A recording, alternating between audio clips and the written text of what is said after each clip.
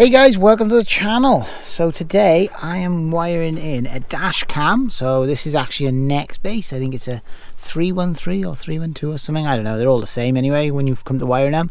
So basically what I've done, I've hardwired it in into the car. Hello. And yeah, so I thought I'd just show you what I've done in case you wanted to do this yourself. It's super easy. I've been doing it now for about 25 minutes and it's all wired in and working, and if I turn the ignition off now it'll go off, and yeah, it's coming on and off with the car. So yeah, let's get it all apart and I'll show you what you guys need to do it yourself.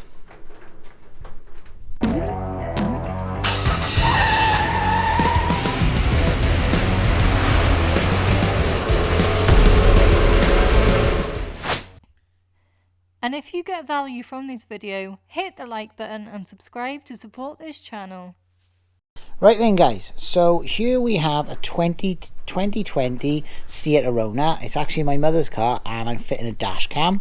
Now I haven't actually got the boxes and that because obviously I took this out of a previous car and I'm putting it into this one. So I just wanted to show you where I'm running everything. So if you had the same car and you wanted to hardwire it, this is just so simple to do guys. So yeah, I just thought I'd show you through. So if we jump in the car, now the first thing you need to do whenever you fit a dash cam is you need to find the manual. Now if you don't have the manual, you can always go and look it up online. All manufacturers will supply you with this manual, so you can download it on PDF, or I'm pretty sure you can even buy it off them if you really want to, so that's good. Now if you flick through to the fuses section, so if I just find it, there you go, I think it's page 54 in this one, 58, 54. So this is the fuses for this vehicle. So just over here, fuses in the interior of the vehicle. Number 2 is cigarette lighter and 12 volt output. So I'm going to piggyback off that fuse with the kit that comes with the dash cam, and then if anything was to go wrong, you haven't got to worry about the vehicle breaking down or any problems. It's just your cigarette lighter would stop working. So obviously it's the easiest way.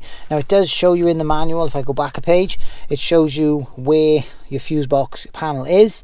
It's just underneath the steering wheel by the light. I know this picture is a left-hand drive, but it's exactly the same, just the opposite. So yeah, once you got that information, you can go ahead. I'll just take you across now. So it's a bit dark, so I'll get the torch out. So obviously that panel there, which is by here, basically all you do is kind of pull it on the bottom.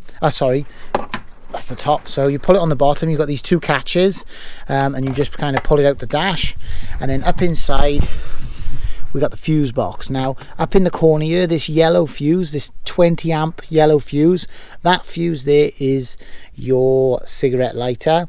It's fuse number 2. Obviously don't take my word for it, check it in your manual. Your car might be slightly different, but if you've got the same model as this, see, I think it's a Seat Arona 2020, then that's the fuse you're going to use. So obviously what I'm going to do now, I got my wiring kit, and I've got my dummy fuse that comes with it. So basically all I'm going to do is pull that fuse out, slot it into this the inside of this connector, and then what it's going to do is plug it into the hole and it's going to piggyback. So real simple job guys, anyone could do this. And then what I've done then is I've removed the side panel. So again, it just literally holds on with poppers. Just get a little screwdriver under the side and pop it out and then pull it out. You can then feed the wire through there, and then the next thing you're going to want to do is remove this A pillar. So I get rid of that torch, remove this A pillar. So again, it's just a panel. Just basically get your fingers in at the top and pull it off.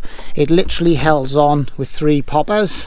So yeah, just obviously that's there. Now there is a wire to a little speaker, but just leave it sat on the dash while you're doing it.